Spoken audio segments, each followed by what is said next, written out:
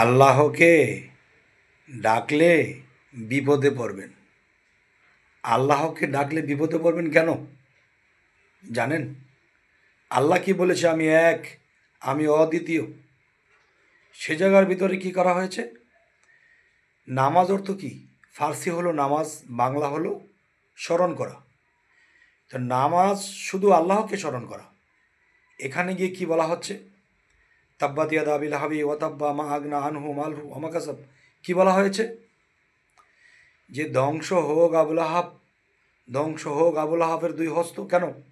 তিনি তো 1400-1500 বৎসর আগে ধ্বংস হয়ে গেছে। এখন নামাজে দাঁড়িয়ে কাকে ধ্বংস করা হচ্ছে?